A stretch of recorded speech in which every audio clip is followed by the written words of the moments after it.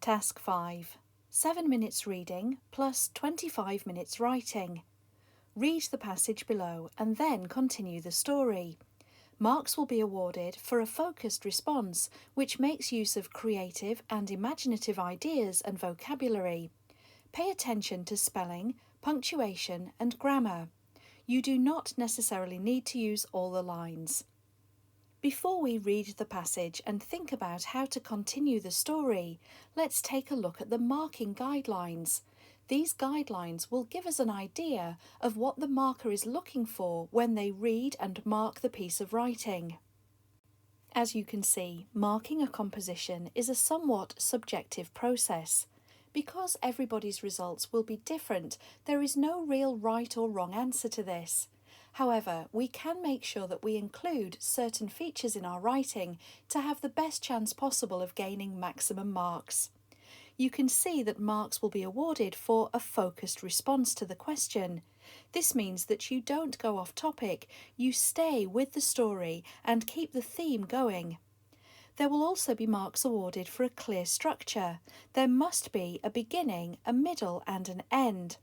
This task is slightly different in that we already have the beginning of the story, so we're really going to focus on writing the middle and the end part. We know that we should include interesting vocabulary in our writing, and that might include expressive adjectives and adverbs. We should also think about the correct use of punctuation, which may include some dialogue, as well as the use of subclauses. You should always focus on good spelling and produce clear handwriting, which is easy to read.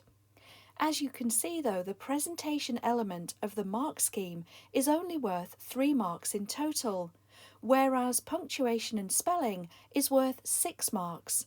Vocabulary is also worth 6 marks, and the structure and content development is worth 10 marks.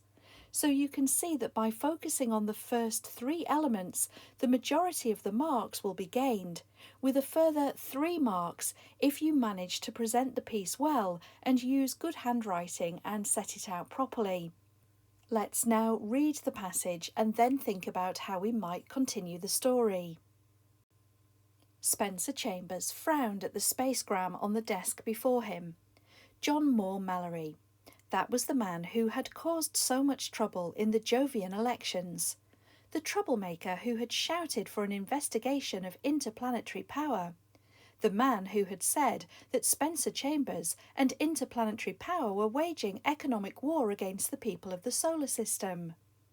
Chambers smiled. With long, well-kept fingers, he rubbed his iron-grey moustache. John Moore Mallory was right. For that reason, he was a dangerous man. Prison was the place for him, but probably a prison outside of the Jovian Confederacy. Perhaps one of the prison ships that plied the edge of the system, clear to the orbit of Pluto. Or would the prison on Mercury be better? Spencer Chambers leaned back in his chair and matched his fingertips, staring at them, frowning again. Mercury was a hard place. A man's life wasn't worth much there. Working in the power plants, where the sun poured out its flaming blast of heat and radiation sucked the energy from a man's body, in 6 months, a year at most, any man was finished. Chambers shook his head. Not Mercury. He had nothing against Mallory. He had never met the man, but he rather liked him. Mallory was just a man fighting for principle, the same as Chambers was doing.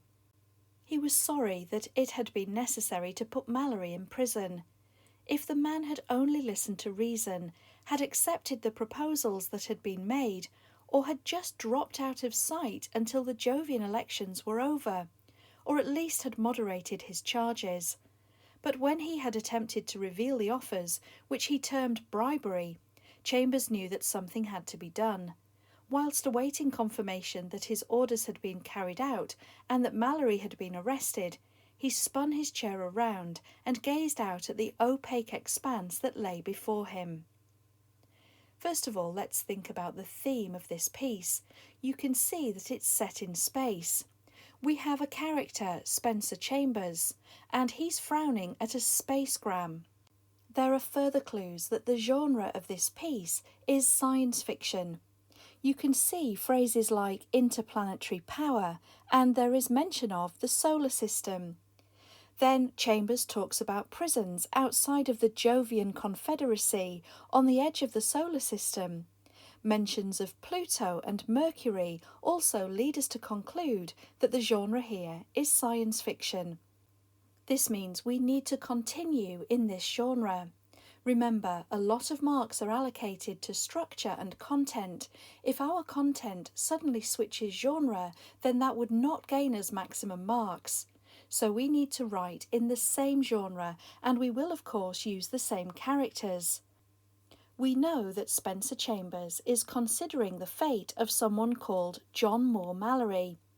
As we read the piece, it sounds as though Mallory has protested against things which have been put in place by Spencer Chambers, and that he's found it necessary to put Mallory in prison. However, it seems he feels quite sorry to have to have done that. In fact, we could say that Chambers appears to feel quite favourable towards Mallory. He says he had never met the man, but he rather liked him. Mallory was just a man fighting for principle, the same as Chambers was doing. It's fair to assume, however, that Chambers' principles are very different to Mallory's, and that means that Chambers has had orders carried out to put Mallory in prison. At the end of the introduction here, we're told that Chambers awaits confirmation that his orders had been carried out. While that happens, and while he waits to hear that Mallory had been arrested, he then spins around in his chair and gazes out at the opaque expanse that lay before him. If we try to see that scene in our minds, then you might see Spencer Chambers in some kind of control pod in space. So when he turns his chair around, he gazes out into space, that opaque expanse. We now need to make a decision about what will come next. Chambers has had orders carried out to put Mallory in prison. Mallory is fighting for certain principles which are in direct contrast to those which Chambers holds. So how will the story go next? Let's think about the story mountain and how we might plan the remaining part of this piece. At the beginning of the story mountain, at the bottom, we would expect to find an introduction. The introduction is when we introduce the characters and setting to the reader. However, in this piece we already have the introduction, so we don't need to do any further work on that. We're going to focus on the characters, Spencer Chambers and John Mallory. We know that we'll continue with that science fiction genre, and this should influence our writing. Next is the build-up, so once we've introduced the characters and the setting, things start to happen, the plot unfolds, and things move on in the story. Then we have a problem or dilemma, something which the characters need to deal with or overcome.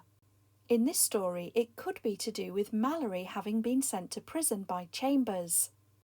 There will of course need to be some kind of resolution to that, so how will that problem or dilemma be resolved? You can see that the problem or dilemma forms the top part of the mountain, the climax to the story. The resolution, how that problem or dilemma is solved, forms the end part of the story. So we would then have an ending, and with that ending there may be some kind of moral. A moral gives a meaning to the story, so here it could be about good overcoming evil. So we know that the introduction is already there, and we need to focus on the build-up, problem, resolution and ending. We should also consider vocabulary as we do this, so as we create a plan, we can also create a vocabulary bank which will help us as we compose the piece. Let's begin though with the plan for the story. Because we know we already have the introduction, we don't need to focus on that. So the next thing we focus on will therefore be the build-up in this story. Perhaps that build-up could be about Chambers receiving information that Mallory has been taken to prison. So in his mind, Chambers thinks that things are resolved. Somebody who was likely to be a problem to him has now been dealt with. But then of course we have the problem or dilemma. Because the introduction of the story focused in on Chambers, we can stay with him as we now introduce the problem. And of course, if Mallory has been arrested and put in prison, then the problem could be to do with him escaping from prison. As we only have 25 minutes to write the remaining part of this story, we cannot go into a great deal of detail. We're going to need to stay focused. If we know the problem or dilemma is that Mallory escapes from prison, then we need to think of a way of resolving the story, because it's the resolution which comes next. So Mallory has been put in prison by Chambers, and perhaps he might come looking for him in order to exact his revenge. He's unlikely to be able to do this by himself, so perhaps Mallory recruited an army of helpers while he was in prison. They all escaped together, and they were all put there by Chambers, meaning they all want their revenge on him. The ending to this story could come with Mallory overcoming Chambers and deciding to spare his life. Remember, the moral we decided on was good overcoming evil. So Mallory takes charge and he releases all of the prisoners who'd been unfairly captured by Chambers. This means that we could say the ending of the story fits with the moral. Mallory takes over, he's now in charge, Chambers is punished accordingly, and the ending deals nicely with all of those things. To help us further, we can now consider the vocabulary we might use. So the planning stage of this piece of writing should only take a few minutes. The vocabulary bank which you create could take another minute, but those few minutes spent in the planning stage will be crucial to your writing, because it will mean that the plan is put in place and all you need to do is follow it in order to produce the piece of writing. Having a vocabulary bank to draw on is also very useful, as it means you don't need to search for the right words.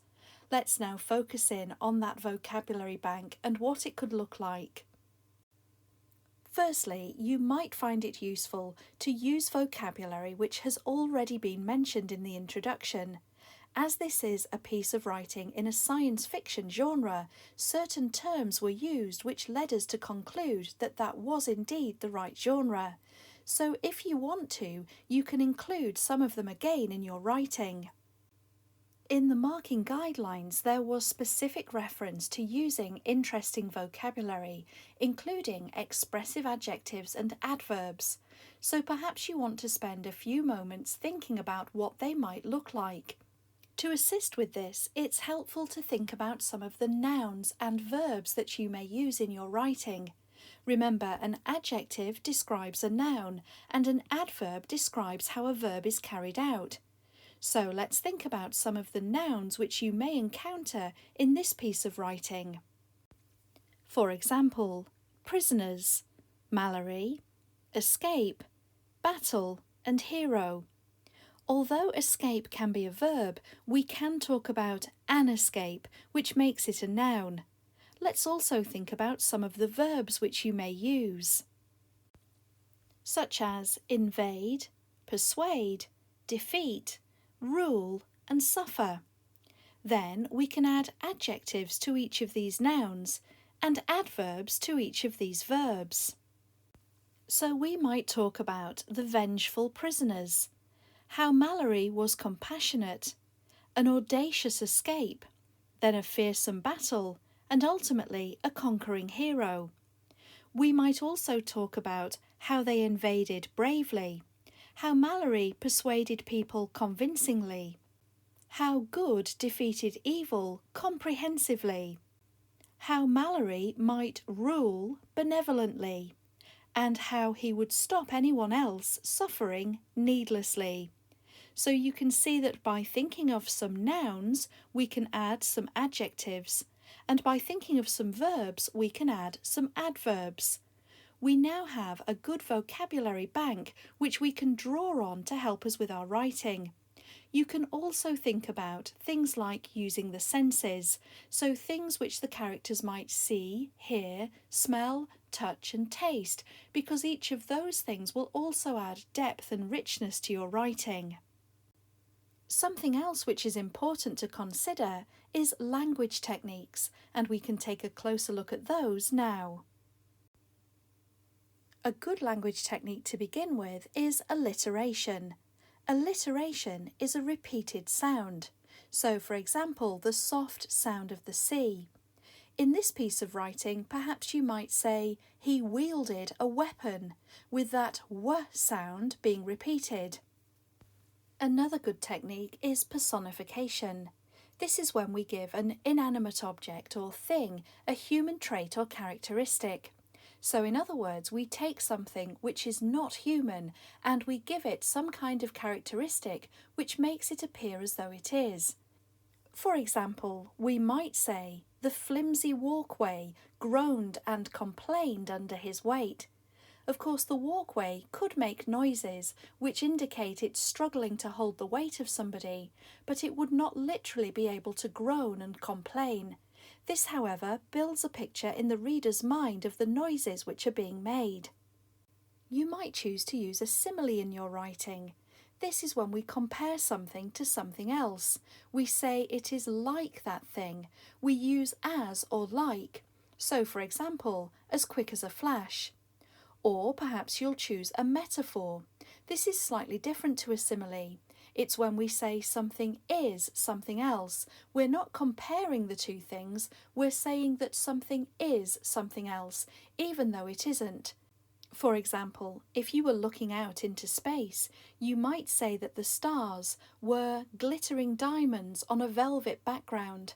They're not really diamonds, but by painting a picture in this way, we can get the reader to think about those glittering stars in the dark sky. Another good technique is onomatopoeia. Onomatopoeic words make the sound they're describing, such as plop or fizz. Employing onomatopoeic words adds real interest to your writing. The reader can hear those sounds and it feels more realistic to them. Finally, you should consider the tone and the tense of the piece.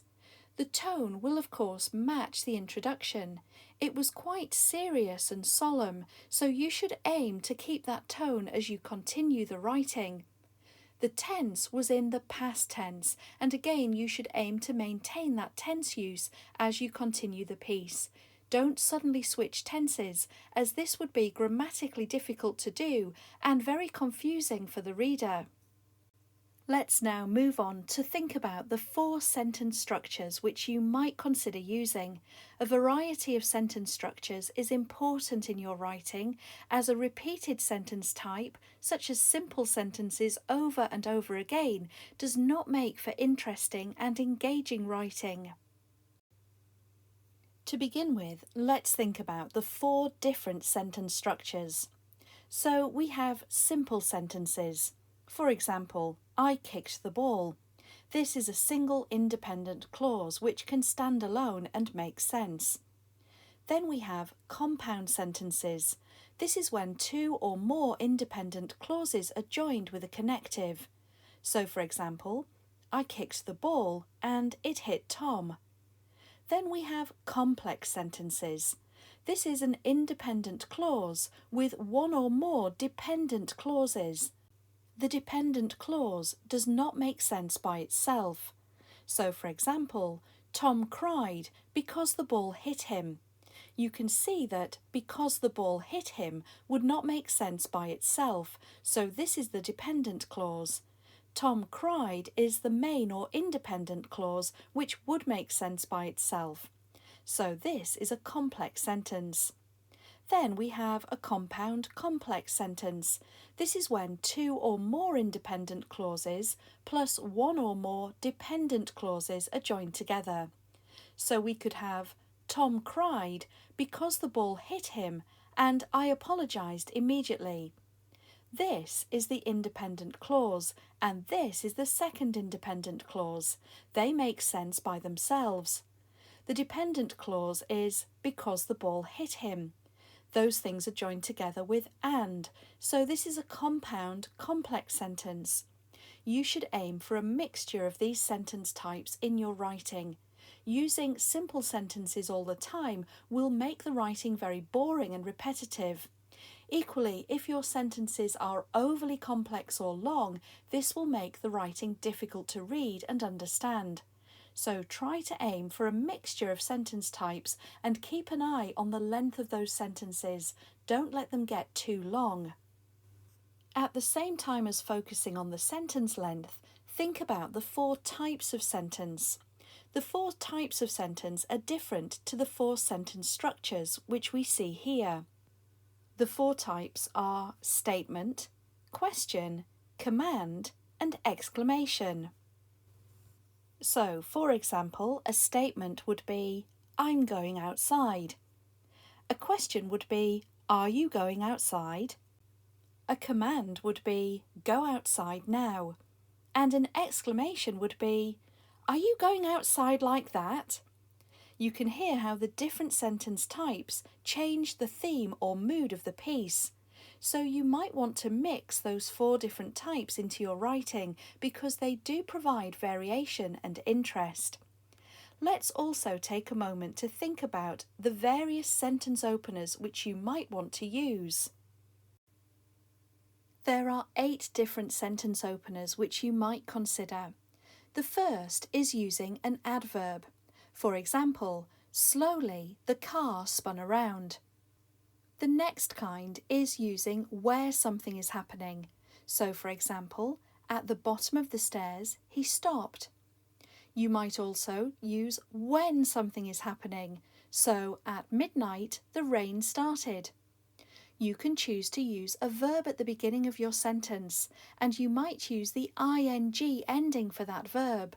So, feeling intense pain, the explorer trudged on. You can also use a verb which has an ed ending. For example, stunned, the shark retreated. Or you might start with a simile.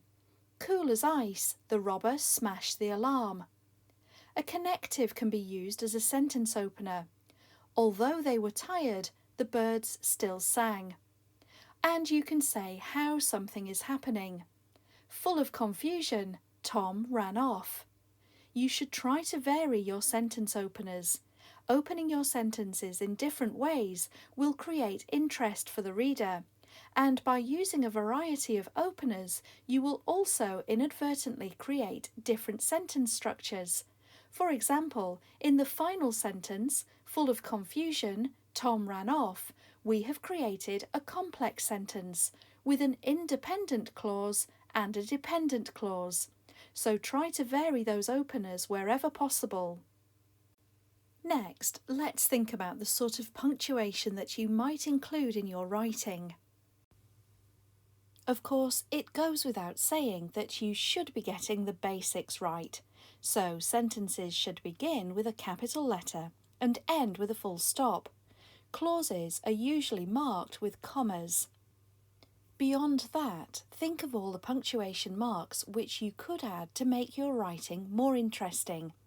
For example, if the characters speak to each other, then you should surround what they say by speech marks, and of course after the words they've spoken and before words like she said, there should be a comma like this. Or you might choose to use a semicolon. A semicolon can take the place of a connective when we put 2 clauses which are related to each other together to form a sentence.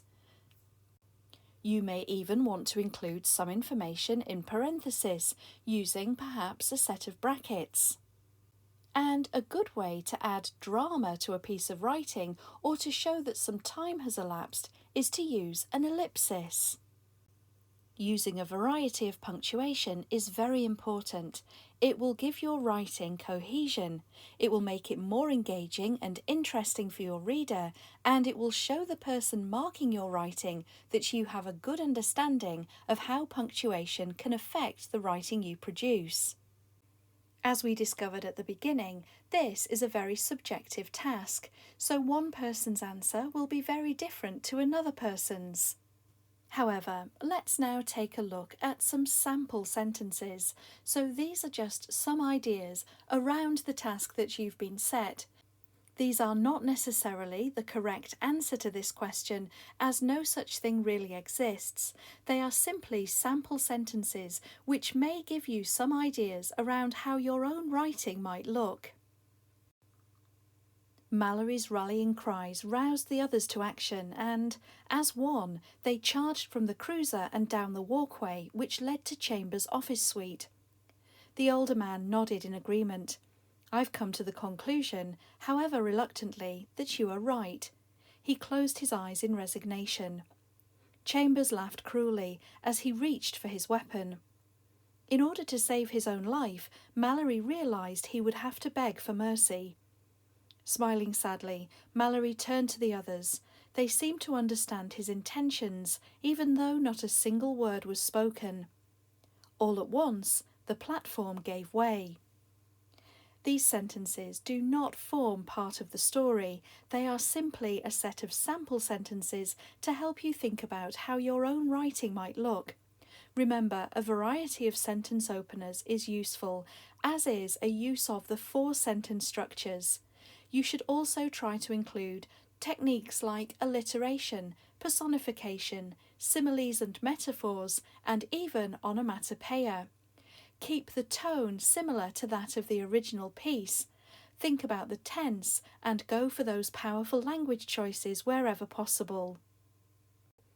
Let's now remind ourselves of some top tips to consider when you're composing your own piece of writing. Use a plan to help you structure what you write. Jot down some of the vocabulary you might use in the writing. Vary your sentence openers as well as sentence types.